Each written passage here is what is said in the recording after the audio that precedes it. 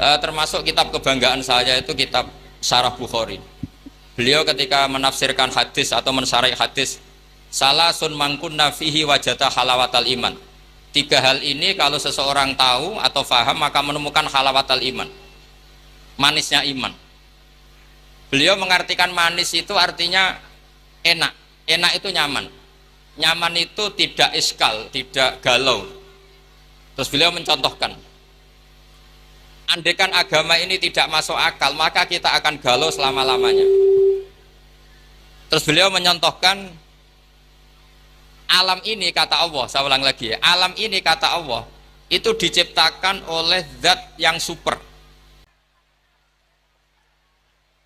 Kulo diutus kalian guru kulo Kiai Haji Abdul Ubab untuk memberi tausiah di acara maulid ini. Saya mohon adik-adik tenang, hanya 20 menit mawon. Karena saya emang nggak terbiasa pengajian umum, biasa ngaos teng dampar, dan ngerpek rara digampil. Begini gitu. Karena Pondok Al Anwar 2 juga tentunya semua 1, 2, 3 sampai 4 juga semua lembaga yang didirikan oleh Syekhuna Kiai Haji Maimun Zubair adalah lembaga yang memang dipersiapkan untuk ilmu, untuk mengawal ilmu. Sebagai wirasah nabawiyah, sebagai warisan Rasulullah Shallallahu Alaihi Wasallam. Maka saya minta anak-anak juga adik-adik baik yang lelaki maupun perempuan, jagalah kepastian ilmu. Saya ulang lagi guys, jagalah kepastian ilmu. Karena lewat kualitas ya, argumentatif itu kita bisa mempertahankan wirasah nabawiyah. Kalau beberapa kali ngisi acara di Jogja, memang saya sampai sekarang ngajar di Jogja. Itu pernah ketemu pakar matematika.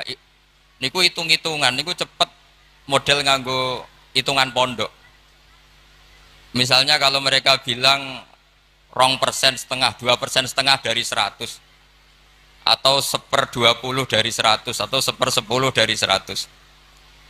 Itu kalau di hitungan Arab, karena Arab itu dulu ummatun ummiyah, umat yang ummi.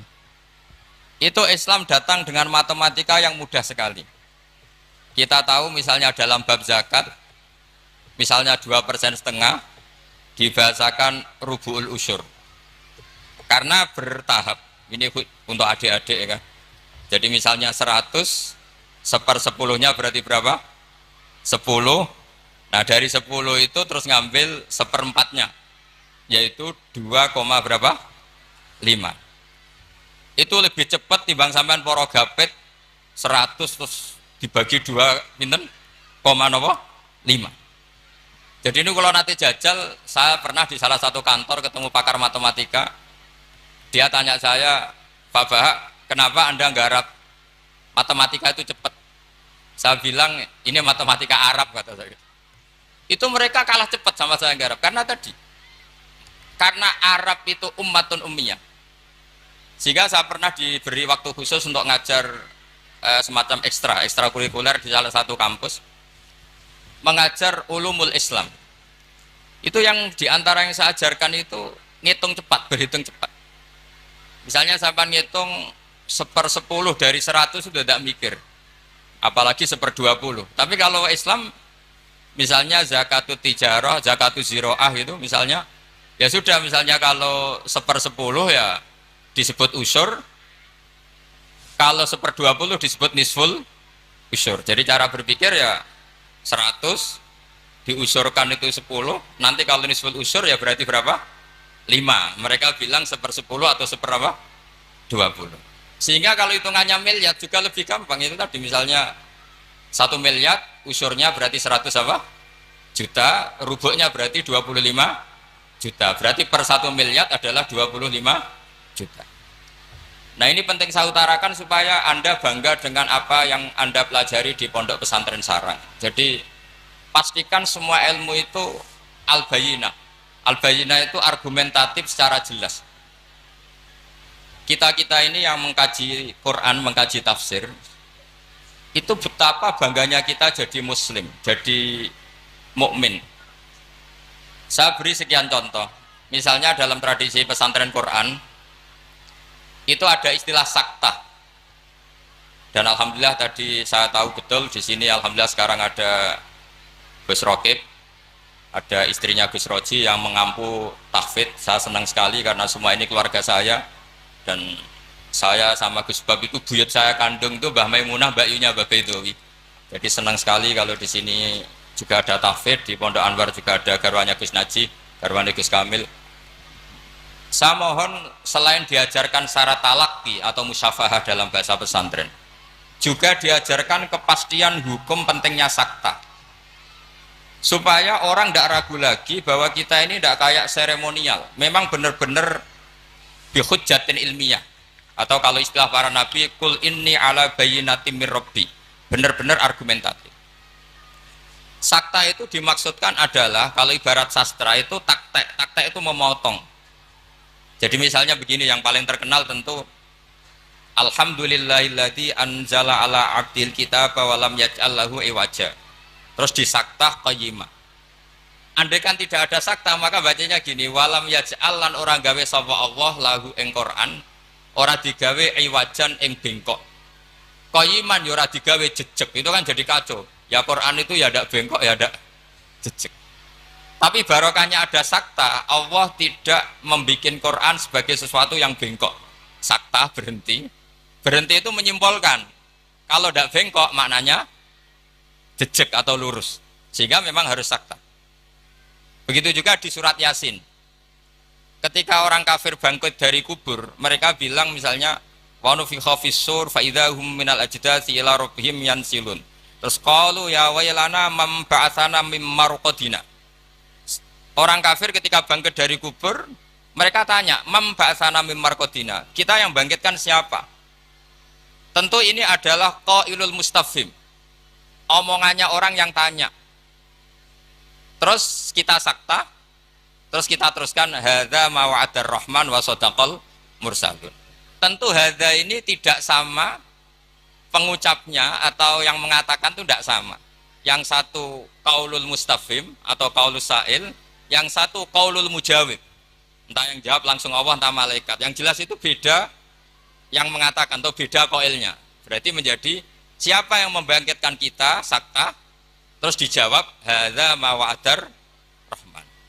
Andai kan itu dibaca langsung, maka hadza ma wa'adar rahman bagian dari yang dikatakan al mustafhim, bagian yang dikatakan mam ba'atsana mim marqadina hadza ma wa'adar rahman, itu kacau semua. Sehingga saya mohon sekali semua ilmu yang kita dapatkan itu tolong dipastikan bayinahnya. Begitu seterusnya. Dulu Syekhina Kiai Haji Maimun Zubair itu sering gojlok. Yasinan kok ora roh wakaf itu kata beliau. Beliau itu paling enggak seneng kalau santri yasinan gini misalnya. Fala yazunka qauluhum inna na'lamu ma yusirun, itu enggak seneng sekali beliau. Karena tentu maknanya itu fala yahzunka qauluhum Muhammad, kamu jangan risau oleh apa yang mereka katakan. Kalau kamu baca langsung inna na'lamu itu jadi maqaulul qaulnya qauluhum. Yang mereka katakan adalah inna na'lamu ma yusirruna wa ma yu'linu. Itu tentu kacau, secara makna kacau. Yang benar adalah fala yahzunka qauluhum, kita wakaf. Kamu jangan gelisah oleh apa yang mereka katakan, yaitu mereka berkomentar bahwa Rasulullah tidak nabi, Rasulullah majnun, Rasulullah sahir. Kenapa kamu gak perlu susah? Karena inna na'lamu ma yusirruna wa ma yu'linun. Jadi inna na'lamu itu tasliyatun min Allah. Allah menghibur nabinya, kamu gak usah susah Muhammad. Terus yang ketiga misalnya menyangkut maulid atau menyangkut musofahah setelah salaman atau wiridan setelah salaman. Itu di kota itu biasa dikritik. Apa dalilnya salaman setelah sholat? Apa dalilnya maulid? Anda sebagai pengikut ahli sunnah yang ala aswaja atau ala Islam Nusantara kalau bahasanya NU, saya juga sering dibully. Islam Nusantara itu apa Pak Ba? Apa terus menjadi firqah 73 menjadi 74 karena ditambah Islam apa? Nusantara. Begini loh logika Islam Nusantara itu. Di komunitas internasional itu kalau tidak Syiah itu dinamakan Sunni. Seorang lagi ya, di komunitas internasional itu kalau tidak Syiah disebut apa? Sunni. Sehingga misalnya perang Syiah Houthi sama Arab Saudi ya disebut Syiah versus apa? Sunni. Jadi Wahabi itu dalam dunia internasional disebut apa? Sunni, setidaknya dalam bahasa jurnalistik. Tapi kita dengan Sunni Wahabi itu banyak perbedaannya. Misalnya mereka anti wasilah, kita percaya apa? Wasilah. Tapi sama-sama dalam ikramus sahabah, sama-sama menghormati apa? Sahabat. Saya teruskan bayinah tadi. Sehingga orang-orang Islam kota yang Sunni Aswaja, itu mereka sering tanya, kalau setelah salam orang nyalakan HP boleh enggak? Ya boleh katanya. Orang kalau misalnya mau ke kamar mandi boleh enggak? Boleh. Orang mengambil tasnya boleh enggak? Boleh. Kenapa salaman menjadi enggak boleh? Bedanya apa dengan nyalakan apa? HP. Semenjak itu ya mereka mikir gitu. Ternyata mereka tasdid atau takalluf. Cara beragama itu takalluf, semuanya harus panduan dari Rasulullah SAW.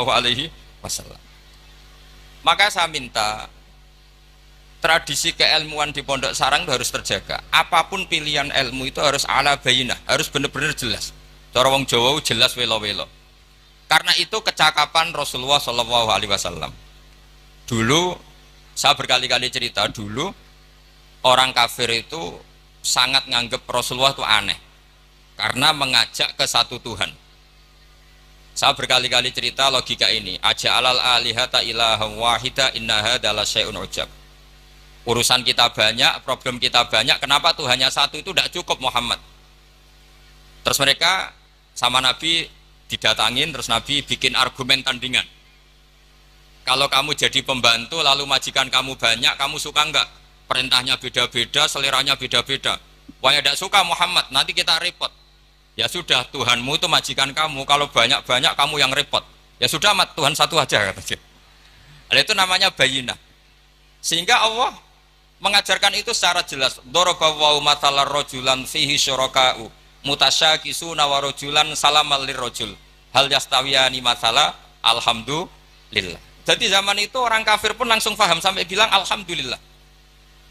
Allah membuat satu perbandingan, satu pembantu yang punya majikan banyak dengan satu pembantu yang punya majikan satu. Nasibnya baik mana? Tentu baik yang punya satu majikan. Akhirnya mereka paham, Tuhan kamu adalah majikan kamu, kalau banyak-banyak kamu yang repot. Ya sudah, mat satu saja. Nah ini yang dimaksud lam yakunil ladzina kafaru min ahlil kitab wal musyrikina munfakkina hatta ta'tiyahumul bayyinah. Ahli kitab apapun ngototnya pada keyahudian atau kenasronian itu tetap infikak, tetap akan tercerabut ketika ta'tiyahumul bayyinah, ketika datang penjelasan yang jelas, corong Jawa jelas welo-welo. Makanya saya minta anak-anak yang akademik ini harus menerima ilmu secara bayyinah. Saya masih ingat Mbah Mun itu ketika ditanya, ya jenengan damel kurikulum, maka bocah rapati so ngaji Wahab, ngaji Mu'in. Kata Mbah Mun, sing ngaji tenanan ya ben ning Karangmangu. Saiki roh mondok sithik-sithik jamaah mbek ngaji mbek ora ro blas apik endi? Ya apik rondok ngaji. Ya wis berarti ya apik kurikulum kata piye. Artinya ya logikanya jelas. Makanya lama dulu itu kalau bikin logika itu sesuatu yang nggak masuk akal saja, kalau lama dulu yang ngendikan itu masuk akal. Dulu Abu Yazid itu punya murid namanya Syakik Al-Balkhi. Dia orang kaya, biasa donatur pondok, biasa mendonasi pondoknya Abu Yazid. Setelah dia perjalanan dagang di satu Sahara gitu, di gurun pasir, ada burung yang patah sayapnya, patah kakinya. Ternyata tetap dapat rezeki, dikasih makan burung yang waras, yang normal. Singkat cerita, si murid tadi datang ke gurunya, Pak Guru, saya sekarang mau jadi orang zuhud, gak mau jadi orang kaya. Ternyata orang paling lemah pun, makhluk paling lemah pun dapat rezeki. Terus cerita kejadian tadi. Terus sama gurunya ditertawain. Kamu mau jadi orang zuhud, orang jadi orang fakir, terus dikasih orang, di rumah orang. Iya, ternyata semua makhluk yang lemah pun dapat rezeki. Kata gurunya itu, gojol gurunya itu, lima dala tak tabiru anta. Kenapa kamu tidak iktibar dengan bitoir, katanya dengan burung yang waras yang memberi? Pikiran kamu kok aneh? Ingin kok yang diberi. Kalau sama-sama cita-cita ya seperti burung yang memberi. Terus Terus beliau gurunya dalil al yadul ulya khairum minal yadis sufla, bahwa tangan yang di atas lebih baik tangan yang di bawah. Akhirnya murid tadi mencium gurunya terus bilang, anta ustadi, kamu benar-benar guru saya. Lah kenapa saya cerita ini? Supaya sanad ini tersambung sampai Rasulullah SAW. Misalnya guru kita Mbah Mun ikut ngurusi negara, jika negara ini meskipun enggak negara Islam tapi ukuran negara itu sangat Islam. Logikanya gampang. Kamu ikhlas negara ini diatur oleh orang-orang yang enggak sholat, yang narkoba, yang macam-macam. Apa lebih suka negara ini diatur oleh orang yang sholat, yang meyakini kebenaran Islam? Tentu kita milih yang meyakini kebenaran Islam. Itu bisa didapatkan kalau dipandu ulama, apa kalau dilepas ulama? Kalau dipandu. Sehingga dalam kitab Minhajul Abidin diceritakan ada orang sufi yang merasa dunia sudah rusak, kemudian milih uzlah. Ketika uzlah, beliau mengalami satu kasaf ada hatif bilang, taraktum ummata Muhammadin fi aidil mubtadi'ah. Kamu enak-enakan uzlah di sini, tapi membiarkan umat dipimpin orang lain yang menyesatkan. Jadi mungkin kalau kita kumpul orang itu dosa, wong ngrasani, bedelok wong wedok macam-macam. Tapi ketika meninggalkan umat ini berarti kamu biarkan dipimpin orang lain, dan orang lain ini bisa tidak ahli sunnah, bisa orang yang sangat menyesatkan. Berarti uzlah juga punya sisi dosa. Akhirnya ulama ini kembali ke masyarakat dan menunggui masyarakat mengawal mazhab ahli sunnah wal jamaah. Jadi saya mohon adik-adik terlatih bahwa semua ilmu itu ala bayyinah.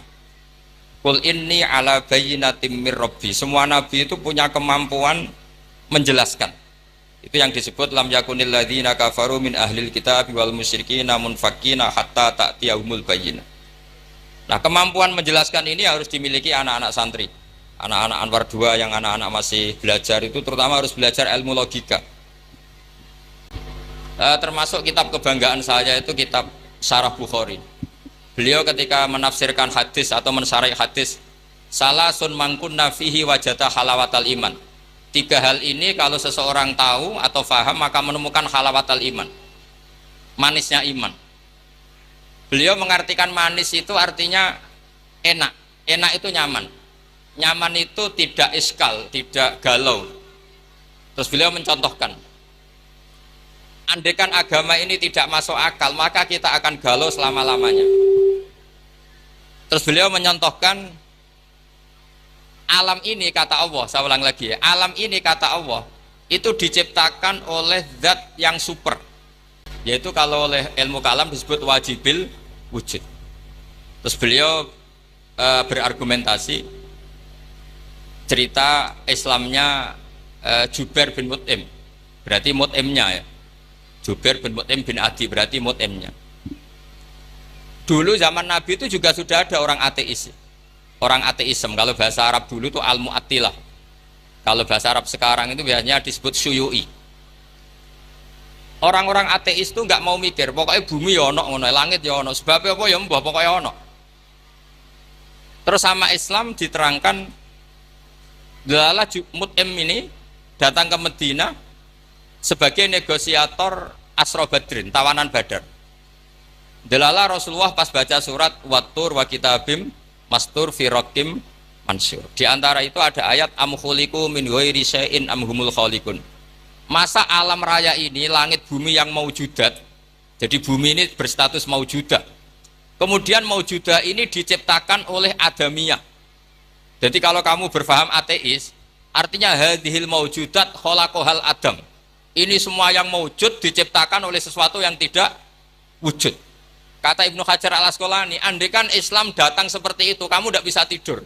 Akal kamu tersiksa. Karena kamu profesor kayak apa tidak bisa menemukan logika hadhil maujudat khalaqahal adam, bahwa maujud ini diciptakan oleh ketiadaan. Tapi Islam datang tidak seperti itu. Hadhil maujudat khalaqaha wajibul wujud. Ini maujudat diciptakan oleh zat yang wajib wujud, yaitu Allah Subhanahu wa ta'ala. Nah, dengan berpikir seperti itu, ahlul akli nyaman. Nah, nyaman ini kata Ibnu Hajar al-Asqalani menjadi halawatul iman. Jadi Halawatul iman itu dimulai dari bayina, satu kejelasan yang sangat argumentatif yang kita insya Allah lanal itu yaminan walasimalan sudah ada kemana-mana lagi.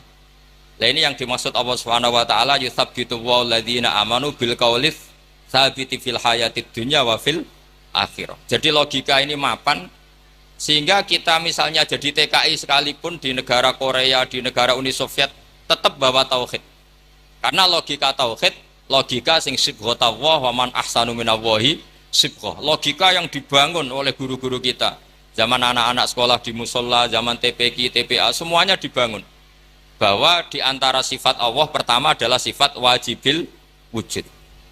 Dengan sifat wajibil wujud, maka logika kita terbangun. Gak mungkin mewujudat ini diciptakan sesuatu yang tidak ada. Pasti namanya yang ada, faktornya ya ada, bukan tidak ada. Nah itu termasuk kenyamanan berpikir. Terus ketiga, kenyamanan sosial. Agama ini mengajarkan baik sama orang tua, takdim sama guru, sayang sama anak-anak, sayang sama yang lemah. Makanya kata ulama-ulama dulu, laulam yakun ma ja'a bihi Muhammadun dinan lakana fi aqlin nasi hasanan. Kalau saja yang dibawa Muhammad tidak di atas namakan agama, itu pun menurut logika akal sesuatu yang baik. Karena agama ini hanya mengajarkan yang baik-baik saja. Jadi saya kira demikian, pokoknya saya minta seminta-mintanya tradisi keluarga sarang bahwa semuanya bil ilmi itu harus dijaga. Karena ilmu ini pula yang sebetulnya yang kita berstatus warasatul anbiya. Al ulama warasatul anbiya, dan itu tentu bil ilmi. Fa innal anbiya lam yuwarithu dinaron wala dirhaman wa innama warasu al ilma. Semua nabi itu tidak mewariskan dirham maupun dinar, tapi mewariskan apa? Ilmu. Dan ilmu yang paling pokok tadi adalah wirasa nabawiyah yang bayinah. Bayinah itu jelas welo-welo. Dengan seperti ini maka kita tidak terguncang lagi. Makanya saya pernah ketemu orang yang agak ekstrim. Pak Bak, dalilnya wong bar salat wiridan ya apa?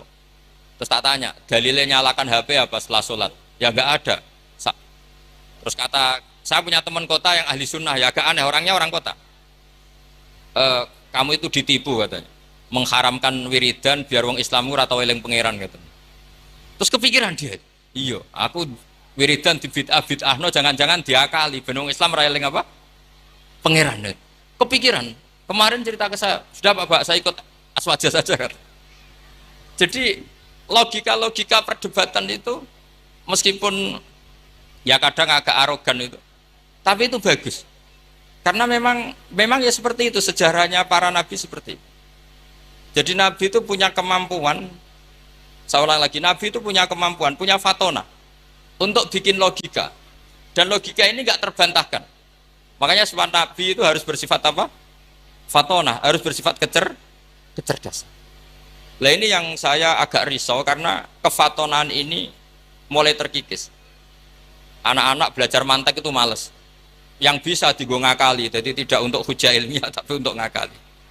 Padahal dengan mantek itu nyaman, saya ulang lagi nyaman. Sebab itu ulama-ulama dulu, kayak Imam Ghazali itu, dulu mati-matian belajar mantek. Meskipun ya itu tadi tentu nggak bagus untuk semua orang. Tapi itu bagus karena untuk mengawal tadi, untuk mengawal Islam. Misalnya begini, saya pernah ditanya, Pak Bahak, kenapa Islam itu menghalalkan ghanimah? Kok Islam kayak penjahat perang gitu ya, sudah musuh kalah, hartanya diambil. Persenjataannya hartanya diambil. Terus saya tanya, andai kan ada garong ke rumah kamu, kemudian pistolnya tertinggal, apa kamu bilang, monggo dipendet malih nih gadane jenengan gitu? Apa kamu sita? Oh ya saya sita Pak, nanti dipakai garong lagi. Ya kira-kira seperti itu. Kalau orang kafir senjatanya dikembalikan, akan dipakai lagi. Jadi dulu selalu harus ada analogika, ada analogi. Makanya ketika ini Allah watil kal amsalu nadribu linnas wa ma yaqiluha ilal alimun. Semua aturan-aturan Islam itu sama Allah dianalogi itu dikiaskan supaya orang bisa berpikir. Kayak orang Arab dulu itu nyembah berhala, Lata, Uzza, Hubal itu disembah. Padahal dari batu yang dipahat. Dari batu yang dipahat.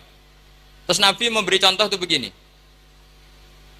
Daraba wa masalar rajulaini ahaduma abkam la yaqdiru ala syai'in wa huwa kallun ala maula. Ainama yuwajjihu la ya'ti bi khair. Nabi bikin analogi gini, wahai para orang Arab, kalau saya punya pembantu yang buta, sudah buta, nggak bisa ngomong, abekam, bisu. Mau nggak pembantu saya tak kasihkan kamu? Kata. Wah ndak, Muhammad tuh merepotkan. Bagaimana bisa bantu saya? Dia buta, dia bisu. Terus kamu nggak mau Muhammad. Terus berhala kamu yang kamu sembah itu kalau tangannya protol itu yang dadani siapa? Ya saya. Kalau kotor yang bersihkan siapa? Saya. Terus Nabi Muhammad bilang gini, untuk jadi pembantu saja orang seperti itu kamu nggak mau. Masa kamu jadikan apa tuh? Tuhan. Mung Tuhan kok ngerepoti gitu. Mestinya Tuhan itu pantasnya direpoti, dimintain. Itu mereka akhirnya iman. Iya. Pangeran kok ngerepoti, ono ngedusi, ono noto barang itu. Allah gampang sekali. Darabahu masalah rajulaini ahaduma abkam. Abkam itu bisu. La yaqdiru ala syai'in, tidak mampu melakukan apa-apa. Wa huwa kallun ala maula. Namanya bisu, tuli, itu hanya merepotkan yang punya. Ainama yuwajjihu la ya'ti bi khair. Diarahkan kemana saja tidak membawa yang positif. Akhirnya mereka iman. Makanya disebut lam yakunil ladzina kafaru min ahlil kitabi wal musyrikina munfakina hatta ta'tiyahumul bayina, bahwa orang-orang kafir baik berkategori ahli kitab maupun orang musyrik tidak mungkin tercerabut dari akar kemusyrikan atau akar keyahudian, kenasronian hatta ta'tiyahumul bayina, sehingga datang satu hujjah, satu argumentatif yang bisa mengalahkan pikiran mereka. Siapa itu? Rasulun minallah yatlu suhufam mutahharah. Nah sekarang Rasulullah sudah intaqala ila rafiqil a'la, tapi punya warosah, yaitu para ulama. Dan para ulama, para habaib, para siapa sajalah yang mewarisi ilmunya Rasulullah. Dan saya mohon sekali anak-anak ini harus terbiasa akademik. Ya akademik macam-macam lah. Saya berkali-kali baca hadis sahih. Yang paling saya cintai dari hadis itu apa? Yaitu kalimat-kalimat Rasulullah. Itu memang luar biasa. Misalnya beliau ngendikan orang mukmin itu baik semua. Ajaban li amril mukmin. Terus beliau ngendikan itu ajaban li amril mukmin, inna amrahu kullahu khairun. In asobathu sarra syakara fakana khairan lah. Wa in asobathu darra sabara fakana khairan lah. Terus beliau ketika ngendikan kematian, kehidupan itu optimis sekali dan dengan pandangan positif. Kata Rasulullah, anggap saja kalau kamu hidup itu ziyadatan li fi kulli khairin, potensi mendapat kebaikan. Kalau kamu mati, ya syukuri, anggap saja pengakhiran dari semua keburukan. Sehingga ada adat kiai-kiai dulu itu kalau ada bajingan mati, orang oplosan kok mati, ya tetap bilang, saya nggih Pak niki saya. Meskipun hadirin nggak siap bilang saya. Nggih saya Pak nggih. Karena mautu hadzal fasik khairun lah. Matinya orang fasik ini bagus, supaya nggak mereman lagi, nggak ngemel lagi, nggak jadi problem lagi. Jadi doa hidup dan mati itu seindah itu Rasulullah. Ya Allah, jika saya hidup, anggap saja ziyadatan li fi kulli khairin. Terus wal mauta rohatan li min kulli syarrin, kematian adalah akhir dari segala apa? Keburukan. Saya ini termasuk kiai muda yang nggak pati takut mati. Artinya bukan karena saya yakin soleh, enggak. Misalnya kalau apa mati, pikiran kalau Gusti ini akhir dari segala potensi keburukan saya. Artinya kagum saya bukan masalah takut dan berani, enggak. Keilmian Rasulullah Shallallahu Alaihi Wasallam. Betapa mudahnya Nabi melihat sesuatu itu positif. Hidup dianggap tadi ziyadatan lana fi kulli khairin. Kalau kematian anggap saja rohatan lana min kulli syarri. Jadi mudah sekali Rasulullah. Nah ini menurut saya kefatonahan yang harus diwaris kita semua. Ya ngoten mawon. Assalamualaikum warahmatullahi wabarakatuh.